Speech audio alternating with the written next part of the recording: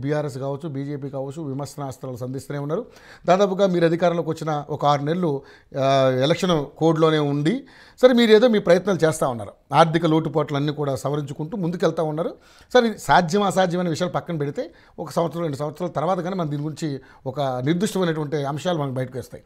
ముఖ్యంగా నిన్న అంటే గణతంత్ర దినోత్సవ రోజున పురస్కరించుకుని రేషన్ కార్డులు కావచ్చు, ఇందిరమ్మ కావచ్చు, ఇందిరమ్మ ఆత్మీయ భరోసా కావచ్చు, అదేవిధంగా రైతు భరోసా కావచ్చు, ఇవన్నీ కూడా నిన్న మీరు అధికారికంగా స్టార్ట్ చేశారు. సో దీని విషయంలో అనేక రకాలైనటువంటి అంశాలని ప్రతిపక్షాలు కొంచెం అంటే విమర్శలు చేస్తూ ఉన్నాయి. సో ఏంటి అంటే నిజంగానే మీరు ఇవన్నీ కూడా 31వ తారీఖు అంటున్నారు. మరి ఇప్పుడైనా మళ్ళీ డేట్ మారుతుందా, కరెక్ట్ డేట్కి ఇవన్నీ అమలు చేసే అవకాశం ఉందా? ఇప్పుడు ప్రజాపాలన అనేది ఏ రకంగా ఉంటుంది అనేది ప్రస్తుతం గ్రామాల్లో చూస్తున్నాం. ఓకే, ప్రజలను భాగస్వాములను చేస్తూ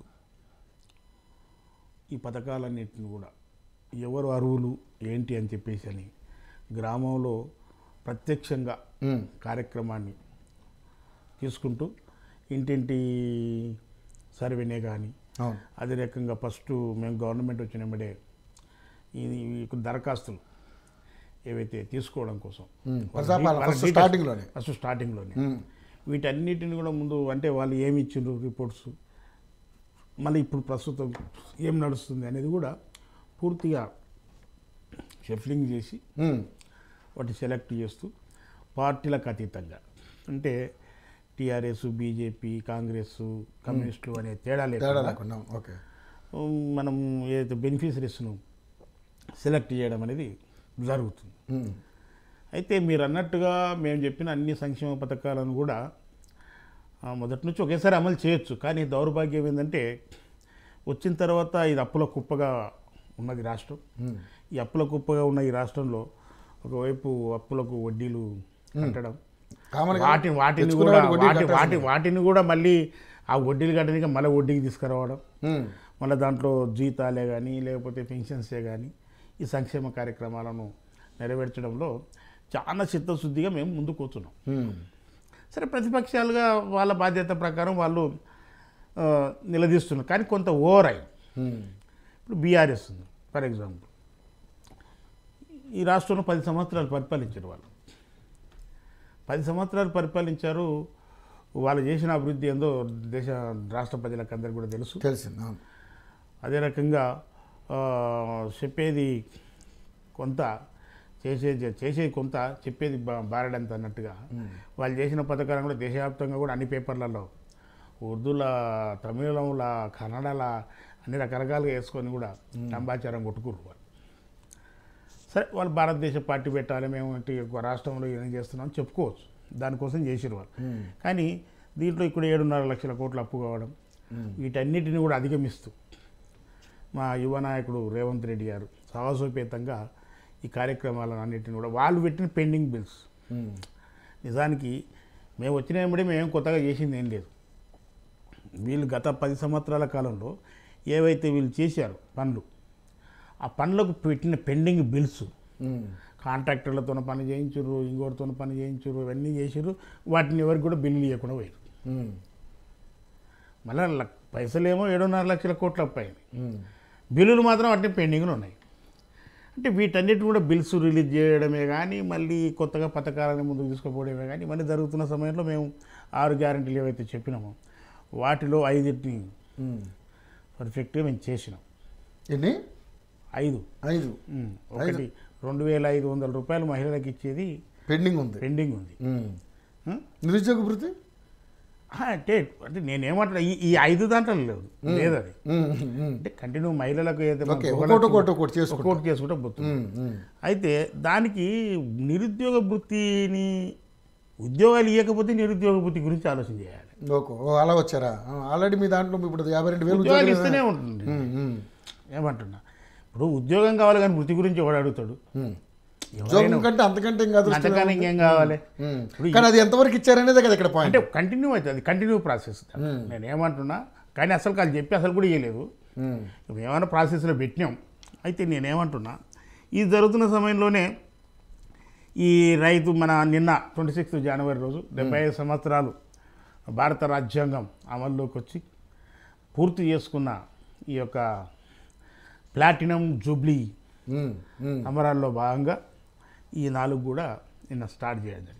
ఇప్పుడు గ్రామాల్లో ఈ సభలు జరుగుతున్నాయి, ప్రజాపాలన సభలు, ఉమ్, రేషన్ కార్డ్సే కానీ ఇందిరామ్మ ఇండ్లే కానీ గ్రామ సభలు గ్రామ సభలు మరి జరుగుతాయి. ఎంత రసాభసగా మారినాయి మనందరం కూడా చూసాం. అంటే రసభాస చేసేటోళ్ళు ఉండరు, ఉమ్, ఇప్పుడు వాళ్ళు ఇయ్యరు. నేను ఒకటి అడుగుతాను, కాదు ఇక్కడ చేసేవాళ్ళు ఉన్నారు అని అంటారు సతీష్ అన్న. నిజంగా ప్రజలు అక్కడ చాలా ఆక్రోశంతో ఉండి వాళ్ళ యొక్క బాధలు చెప్పుకోవడానికి వచ్చారు, దాన్ని కూడా రాజకీయం చేశారు. నేనేమంటున్నాను, ఇప్పుడు ఈడ జరుగుతున్న సమావేశాలు ఏంటివి, గ్రామాల్లో రేషన్ కార్డ్స్ ఇందిరామ్మ ఇండ్ల గురించి పెడుతున్న మీటింగ్. అవును, దాంట్లో ఎవరు దీనికి ఎలిజిబుల్ ఉన్నారని చెప్పేసి అనేది సెలక్షన్స్ వాళ్ళ పేర్లు అవన్నీ తీసుకుంటారు, ఇల్లు తిరిగి తీసినారు. సేమ్ టైం మళ్ళీ రానోళ్ళది ఏమైనా పేర్లు రాకపోతే కూడా మళ్ళీ తీసుకుంటున్నాం. అయితే ఈడ ఏం జరుగుతుందంటే ఈ మీటింగ్కి పోతే రైతు భరోసా ఇంకెందుకు ఇవ్వలేదు, ఇంక ఇవన్నీ ఇప్పుడు రైతులు ఇవి ఎందుకు ఈ రెండింటికి కాకుండా ఆ పథకాలకు సంబంధించిన వాళ్ళు కూడా వచ్చి రసాభాస లొల్లి అదే కదా.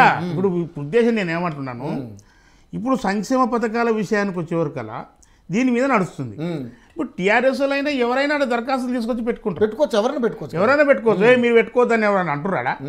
అయితే వీళ్ళు ఏమంటారు అంటే అప్పుడే సెలక్షన్ అయిపోయింది, ఈ పేర్లు వచ్చినాయి, ఈ పేర్లు రాలేదు, ఎమ్మెల్యేకి అనుకూలంగా వచ్చిర్రని ఇవన్నీ కూడా కావాలని. అంటే ఇప్పుడు బీఆర్ఎస్ పార్టీకి ఉన్న పని అంటే ప్రధానంగా ఏడైనా రచ్చ జరగాలి. సరే, మేము స్వాగతిస్తున్నాం కూడా, తద్వారా వాళ్ళు లబ్ధి పొందాలంటారు. జరగాలి అది. ఎందుకంటే ప్రజలకు తెలవాలి నడుస్తుందని. ప్రజాపాలన అనేది ఏ రకంగా ఉంటుంది అనేది గ్రామ సభలో తెలుస్తుంది కదా. ఇందిరామ్మ ఇండ్లు ఇవ్వడం కోసం, రేషన్ కార్డ్స్ ఇవ్వడం కోసం, అంటే 10 సంవత్సరాల నుంచి ఇవ్వనోళ్ళు ఇల్లు సిగ్గు లేకుండా వచ్చి లొల్లి పెడుతున్నారు. ఎవరైనా ఒక రేషన్ కార్డు ఇవ్వలేదు, ఇల్లు రేషన్ కార్డ్స్ ఇస్తామని చెప్పేసి అని కొత్త వాళ్ళకు అన్నీ కూడా పేర్లు ఎవరు మిస్ అయితే వాళ్ళని కొత్తగా మళ్ళీ యాడ్ చేసే దాంట్లో ఈ కార్యక్రమం ఇవన్నీ అయితే పబ్లిసిటీ అయితే అవుతుందిగా. మాకు కావాల్సింది కూడా అదే. ప్రజలు అప్పుడు వీళ్ళను గుడ్డి అని నమ్మే వ్యక్తులు కూడా బయటకు వస్తారు, నాకు కావాలని. ఈయన మాట ఎందుకు వినాలని, నాకు ఇందిరామ్మ ఇల్లు కావాలి, అదే రకంగా ఇవన్నీ కావాలని చెప్పేసి అని వీళ్ళు అడగడానికి కూడా ముందుకు వస్తారుగా. ఇది కూడా సరే, వాళ్ళు చేసుకుంటే మేము మంచి పని పోతున్నాం, మంచి పని జరుగుతుంది. ఇందిరామ్మ ఇల్లు ఏ రోజన్నా డబల్ బెడ్రూమ్ అని లంబాచారాన్ని విన్నాం, కానీ అసలు ఏ ఊర్లో కట్టారు, ఎవరికి ఇచ్చారనేది ఇంతవరకు లేదు. ఎవరికి ఇచ్చారు అనేది ఏ ఊర్లో కట్టారు, అసలు బునియాదే తీయలేదు కదా గవర్నమెంట్ ఇల్లు కోసం. ఏ ఊర్లో డబుల్ బెడ్రూమ్లు కట్టారు కదా, అది ఎక్కడో కట్టిరు. ఆ ఊరు సంగతి మొత్తానికి నేనేమంటున్నాను, 100 ఇళ్ళు అయితే మనం చూసాం ప్రతి నియోజకవర్గంలో. లక్షల ఇండ్లు నియోజకవర్గ కేంద్రం. కాకపోతే మీరు వాళ్ళకి ఎలా చేయలేదన్న దాని మీద మీరు మాట్లాడేది తప్పు. కట్టలేదంటే నేనేమంటున్నాను రవి, ఇప్పుడు ఈ డబుల్ బెడ్రూమ్ ఇండ్లు నియోజకవర్గ కేంద్రంలో 100, 150, 200 ఒక్కొక్క ఊర్లోనే ఉంటారు. 20, 30, 40, 50, 100 ఇల్లు లేనోళ్ళు. ఆ ఊర్లలో ఎక్కడ కూడా బునియాది తీయలేదు అంటున్నాను నేను. ఓకే, అర్థమైందా? వాళ్ళతో దరఖాస్తులు కూడా తీసుకోలేదు ఇల్లు. కానీ వీళ్ళు ఏం చేశారు, టీఆర్ఎస్ లీడర్లు ఇంటింటి కాడికి పోయి నీవు ఇప్పుడు ఓటు వేయకపోతే నీకు డబుల్ బెడ్రూమ్ రాచుడు. ఇట 10 సంవత్సరాలు నడిచింది. ప్రతి ఎలక్షన్లో బెదిరించారు ఓటర్స్ను. అదే రకంగా మీకు ఇప్పుడు కానీ మీరు ఓటు వేయకపోతే మీకు వచ్చే పింఛన్ ఆగిపోతే చూడు, 2000 రూపాయలు చెప్పారంటారా ప్రతి ఊర్లో. అయ్యో, నేనేమంటున్నా, సరే వాళ్ళు ఇవ్వలేదు ఈ ఇండ్లు. ఇప్పుడు మేము అలా ముందలే పెడుతున్నాం కదా. ఇప్పుడు అలాట్ అవుతాయి, బునియాదులు తీస్తారు, 1,00,000 రూపాయలు ఇస్తాం, మళ్ళీ వాళ్ళు లెంటర్, ఆ తర్వాత బునియాద్ దాకా వస్తుంది, ఆ తర్వాత లెంటర్ల వరకు వస్తుంది, మళ్ళీ 1,50,000 ఇస్తాం, ఆ తర్వాత మళ్ళీ చెట్టుకు వస్తుంది, మళ్ళీ 2 లక్షల రూపాయలు ఇస్తాం. చివరికి 1,00,000 రూపాయలు ఇచ్చేసి క్యూజిక్ కంప్లీట్ చేస్తాం. మొత్తం 5 లక్షల రూపాయలు వాళ్ళందరి కళ్ళ ముందు అందరూ చూస్తున్నాం కానీ ఇస్తాంగా. ఓకే, ఇప్పుడు ప్రజల వాళ్ళు సొంతంగా మరి ఇప్పుడు ప్రతి నియోజకవర్గానికి 3,500 లేకపోతే ప్రతి నియోజకవర్గానికి 3,500 ఇల్లు, ప్రతి నియోజకవర్గానికి 3,500 ఇండ్లు ఒక సంవత్సరానికి. ఓకే, మళ్ళీ నెక్స్ట్ వచ్చే సంవత్సరానికి మళ్ళీ వస్తాయి, మళ్ళీ 3,500 మళ్ళీ వస్తాయి. ఓకే, అంటే 5 సంవత్సరాలు ఇల్లు లేనివాడు అంటాడు ఎవడున్నాడు ఇక. అది మీ లక్ష్యం అంతే కదా. ఇప్పుడు ఒక్క ఈ సంవత్సరం ఇచ్చి బ్రేక్ చేయడం కాదు కదా, మళ్ళీ వచ్చే సంవత్సరం ఉంటాయి. ఎవ్రీ ఇయర్ ఇంకా 4 ఏళ్ళు ఇలాగేస్తారు. అంతే కదా. ప్రతి పథకం కూడా ప్రతి సంవత్సరం ఉంటుందన్నా.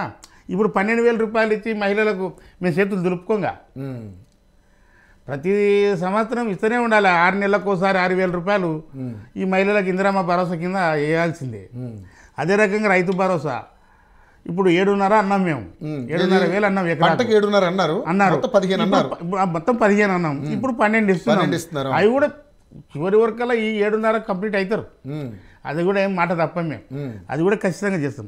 రేషన్ కార్డ్స్ ఇందిరామయ్యలో ఆల్రెడీ చూస్తూనే ఉంటాయి కనుక ఓకే, ఇవన్నీ మీరు ఓకే అధికారికంగా స్టార్ట్ చేశారు, కానీ 31 డెడ్ లైన్ పెట్టారు కదా, అది ఏంటి అంటే నేనేమంటున్నాను, ఇది కంటిన్యూ జరిగే ప్రాసెస్. ఇది ఓకే ఇందిరామయ్యలో ఇస్తారు, ఒకటేసారి పైసలు ఇయ్యరు. రైట్, అర్థమైందా? రేషన్ కార్డ్స్ దిగుతారు, ఇది నిరంతరం ప్రక్రియ ఈ రేషన్ కార్డ్స్ ఇది కూడా.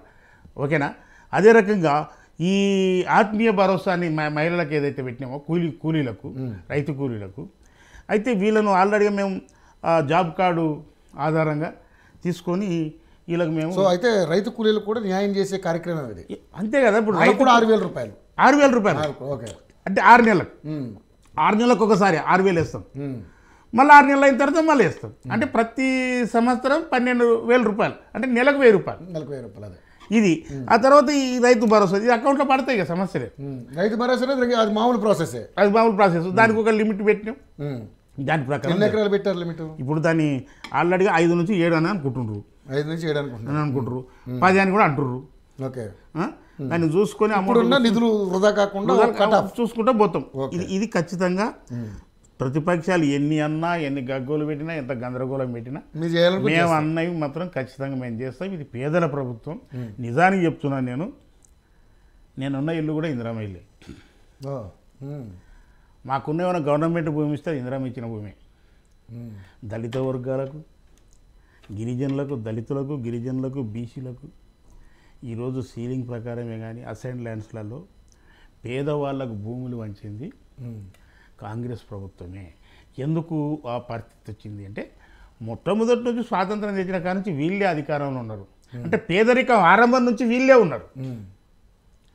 పేదరికం ఈ దేశానికి వచ్చి భారతదేశానికి స్వాతంత్రం వచ్చిన తర్వాత కొత్తగా ఆ రోజు నుంచి నిర్మాణం జరిగిన ఇల్లే కానీ, గుడిసెనే కానీ, ఆఫీసే కానీ, స్కూలే కానీ, వాటర్ ట్యాంకే కానీ, డ్యామే కానీ, ఏదన్నా విద్యా సంస్థలే కానీ, ఏదైనా విద్యా ఇన్స్టిట్యూట్లే కానీ ఏమన్నా నిర్మాణం జరిగినాయి అంటే 1947 ఆగస్టు 15వ తారీఖు నుంచి నిర్మాణం జరిగినాయని కాంగ్రెస్ ప్రభుత్వం కట్టినవే.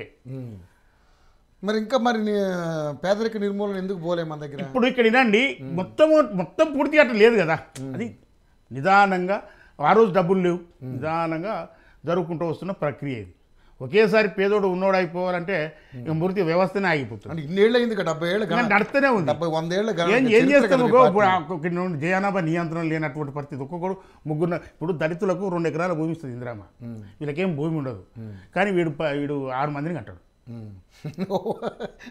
కుటుంబ నియంత్రణ కూడా పెట్టాలి అలాంటప్పుడు. అది పెట్టిరు కదా. అప్పుడు అదో పెద్ద పెద్ద పెద్ద పంచాయతీ కూడా నడిచింది దాని మీద. ఇప్పుడు ఏమంటున్నాం, మళ్ళీ వాళ్ళ జనాభా తగ్గిపోతుందిరా నాయన బలగాని అని అంటారు. ఇక ఇప్పుడు నో లిమిట్, ఇక లిమిట్ పెట్టకండిగా అంటారు. అంటే ఆ పరిస్థితి ఉంటుంది కనుక ఆర్థికమైన పరిస్థితులే కానీ అభివృద్ధి పరంగా ముందుకు సాగుతున్న సమయంలో ఇది కొనసాగుకుంటూ వస్తున్న పరిస్థితులు ఉన్నాయి. అందుకొరకు మేము ఎవరు ఏం మాట్లాడినా పక్క బరాబర్ మేము అన్న పేదలకు ఇస్తానని అన్ని ఖచ్చితంగా అందజేస్తాం. ఒకటేసారి ఎత్తిరా నాయన అన్ని అంటే అది లేదు, మన దగ్గర లేదు. ఏం చేస్తాం? నిదానంగా నడుపుకుంటూ పోతున్నాం. రైట్. గౌతమ్ ప్రసాద్ గారు సార్, ఏంటి మరి నిజంగా అంటే ఈరోజు కాంగ్రెస్ ప్రభుత్వం మీరు చేసిన విమర్శలన్నీ కూడా పటాపంచలయ్యే పరిస్థితికి వచ్చిందని వాళ్ళు చాలా కాన్ఫిడెంట్గా చెప్పగలుగుతున్నారు. ఎందుకంటే వాళ్ళు అనుకున్నవన్నీ కూడా సంవత్సరంన్నర కూడా కాలేదు, కానీ బట్ మ్యాక్సిమం చేయగలిగామనేది వాళ్ళ యొక్క కాన్ఫిడెన్స్. సో ఏంటి నిజంగా మరి ఈ ఆత్మీయ భరోసా కావచ్చు, రేషన్ కార్డులు కావచ్చు, అదేవిధంగా ఇందిరమ్మ ఇళ్ళ విషయంలో కావచ్చు, తర్వాత రైతు భరోసా కావచ్చు, ఇవన్నీ కూడా నిన్న శ్రీకారం చుట్టారు. సో అవి త్వరలో ఇంప్లిమెంట్ కాకపోతున్నాయి అనేది వాళ్ళ యొక్క కాన్ఫిడెన్స్. ఏంటి మరి మీరు